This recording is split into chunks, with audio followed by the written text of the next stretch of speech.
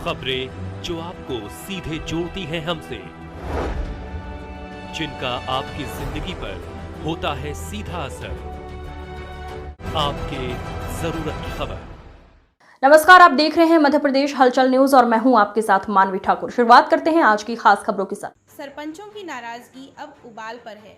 शासन प्रशासन की बेरुखी और रुकी हुई योजनाओं को लेकर अब पंचायत प्रतिनिधि खुलकर विरोध की राह पर उतर आए हैं। बुधवार को बालाघाट मुख्यालय में सरपंच संघ की बैठक आयोजित की गई, जिसमें आगामी 11 नवंबर को भोपाल में होने वाले संयुक्त मोर्चा के आंदोलन की रूपरेखा तय की गई। बैठक में जिले के सभी सरपंचों से बड़ी संख्या में राजधानी पहुंचने की अपील की गई है। बैठक की अध्यक्षता जिला सरपंच संघ के अध्यक्ष वैभव सिंह बिसेन ने की। उन्होंने कहा कि वर्तमान भाजपा सरकार के कार्यकाल में सरपंचों की स्थिति बेहद निराशाजनक हो गई है। पंचायतें विकास की धारा से कट चुकी हैं और चुने हुए जनप्रतिनिधि अपने आप को ठंडा और बेबस महसूस कर रहे हैं। सरपंचों की मांगे पूरी करो, पूरी करो, पूरी करो। पंचायत राज को जिंदा रखो, पंचायत राज अमर रहे, अमर रहे, अमर रहे। सरपंच एकता जिंदाबाद, सरपंच एकता जिंदाबाद, सरपंच एकता जिंदाबाद। बताएंगे भैया, आज बैठक आज हमारे सरपंच संघ की बैठक हमने हाउस की थी, जिसमें हमारे पूरे 10 ब्लॉक अध्यक्ष और जिला पदाधिकारीगण यहाँ पे उपस्थित हैं। हमारे जिला सचिव साहब भी आए, महासचिव जी हैं, हमारे कोषाध्यक्ष महोदय और हमारे जिले के तमाम पदाधिकारी जो मुख्य पदाधिकारीगण वो यहाँ पे उपस्थित हुए हैं। उपस्थिति का मुख्य कारण है 11 तारीख को संयुक्त मोर्चा के द्वारा वो होने वाला जो भोपाल का आंदोलन है, उसको कैसे हमको पूरा का पूरा सफल बनाना है। सरकार किस तरीके से हम लोगों को दबा रही है, सरपंचों के सारे अधिकार छीन लिए, पंचायती राज का पूरा हनन हो रहा है। मनरेगा योजना 90% 99% बंद हो चुकी है। मनरेगा के इंजीनियर भी, अभियंता संघ जो है वो भी आज हमारे साथ यहाँ बोयर साहब भी उपस्थित है, हमारे जिलाध्यक्ष जो अभियंता संघ के। पिछले 2 महीने से ज़्यादा हो गया अभियंता संघ हड़ताल पे। उसके चलते हमारे मनरेगा के जो छोटे मोटे बच्चे कुचे काम थे वो भी प्रभावित हो गए। हमारे पूरे मूल्यांकन बंद पड़े हुए हैं। मजदूर हाहाकार कर रहा है। किसानों में वैसी भय का माहौल है क्योंकि सरकार अनाज नहीं खरीद रही है। अब किसान से जुड़ा हुआ सरपंच है, गांव से जुड़ा हुआ सरपंच, क्योंकि सरपंच तो गांव का ही होता है, शहर का तो होता नहीं है। अब यही स्थितियां रही तो हम अपने लोगों को काम कैसे देंगे, हम अपने लोगों के लिए काम करेंगे क्या।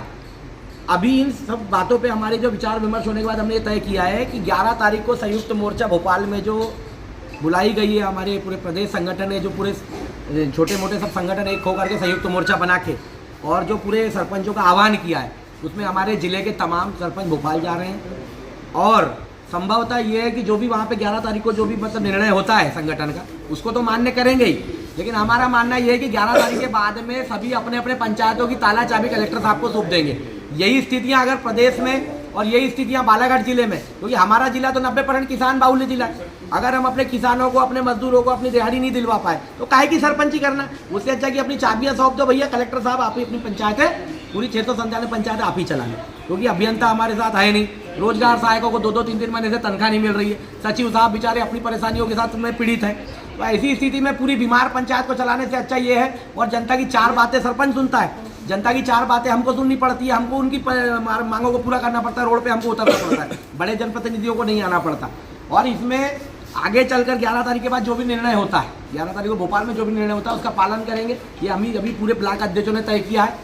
और 10 तारीख को यहाँ से हमको कैसे निकलना है, इस पर हम लोग आज इस बारे में जो चर्चा हुई है, इसी बारे में आज हम लोग बैठक रखी गई थी, जिसमें अभियंता संघ भी हमारे साथ है, वो लोग भी हमारे साथ भोपाल जा रहे हैं। वहाँ पे उनके प्रदेश संगठन वालों से भी बात होगी और जो भी निर्णय निकल के आएगा वो कोई ना कोई सकारात्मक बिंदु तक पहुँचेगा। अभी हमारे अध्यक्ष जी ने, भाई वैभव जी ने आपको विस्तार से सारी बात बताई है।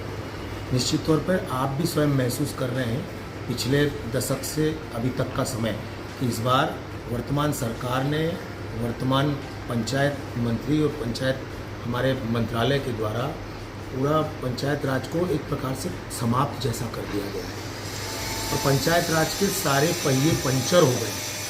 अब गांव की जनता दरकार करे तो किससे करे, क्योंकि गांव का सीएम और पीएम, सारा प्रशासन गांव का प्रधान, गांव का मुखिया, गांव का सरपंच होता है और उसके साथ सचिव, रोजगार सहायक और हमारे मनरेगा के सहायक यंत्री, उपयंत्री, सब इंजीनियर्स मिल करके एक विकास का आयाम रचते हैं। लेकिन आज आप देख रहे हैं कि कैसी स्थिति हो गई है। मनरेगा योजना पूरी समाप्त जैसी हो गई है। हम लगातार निरंतर गांव से लेकर के प्रदेश तक मांग कर रहे हैं पिछले 3 सालों से, लेकिन सरकार के हमारे पंचायत राज विभाग के मंत्री और प्रशासन के कान में कोई जू नहीं रेंग रहा। हमारी किसी प्रकार की कोई सुनवाई नहीं हो रही है। ये करो या मरो जैसी लड़ाई हमारे बीच में उपस्थित हो चुकी है और इसीलिए पंचायत राज के सभी संयुक्त हमारे संगठन ने 11 तारीख को जम्बूरी मैदान में BHEL में एक विशाल प्रदेश स्तरीय सम्मेलन रखा है अपनी जायज मांगों को लेकर के। अगर सरकार हमारे सरपंच साथियों की और हमारे सरपंच साथियों से जुड़े ग्राम पंचायत के विकास कार्यों की अन्य अगर योजनाओं को लागू नहीं करती है, हमारी मांगें नहीं पूरी करती है, तो इसके बाद में उग्र आंदोलन होगा और जो भी रणनीति बनती है उसमें हम सब लोग संयुक्त रूप से भाग लेकर के अपने पंचायत राज को मजबूत बनाने के लिए सरकार से मांग रखेंगे। और आज की जो ये बैठक रखी गई है 11 तारीख के उस प्रदेश स्तरीय आंदोलन को कैसे सफल बनाया जाए, यहाँ हमारे अधिक से अधिक जिले से सरपंच साथी कैसे पहुँचे, महिला सरपंच साथी कैसे पहुँचे, उन सब की रणनीति को लेकर के हमने ये बैठक रखी है। इस बैठक में हमारे सब इंजीनियर्स मनरेगा के हैं वो भी हमारे साथ उपस्थित हुए, क्योंकि पूरे प्रदेश से और जिले से हमने पहले ही उनको सरपंच संघ की ओर से समर्थन और आश्वासन और हमने साथ दिया है और घोषणा की है। तो आज हमारी बैठक में वो भी अपनी मांगों को लेकर के उपस्थित हैं। धन्यवाद। बताएंगे भैया। आज अभी तक की जितनी भी आज़ादी के बाद से जो पंचायतें चली, जिसमें सबसे खराब स्थिति रही इस बार कि सरपंचों के टोटल अधिकार खत्म हो गए हैं। सरपंच एक पोस्टमैन की भूमिका में है। अगर पंचायत के सामने कुत्ता मरे तो फेंकने के लिए सरपंच का जेब में 50 पैसे नहीं। ये स्थिति सरकार ने रखी है। मनरेगा में जो लोगों ने काम किए सरपंच लोगों ने, आज पूरे परिस्थिति थे, क्योंकि आज पेमेंट आया है लेकिन पेमेंट हो नहीं रहा है। सॉफ्टवेयर की प्रॉब्लम है, ट्रेजरी की प्रॉब्लम है और हर क्षेत्र का अलग अलग विभाग होता है। भोपाल की स्थिति अलग है, बालाघाट की स्थिति अलग है, कहीं उबड़ खाबड़ स्थिति, कहीं समतल स्थिति है। आज सरपंच जो होता है गांव से जुड़ा होता है, जिनकी हमारे में बात करना चाहता हूँ अपने बालाघाट जिले की। बालाघाट जिला कृषि प्रधान जिला है।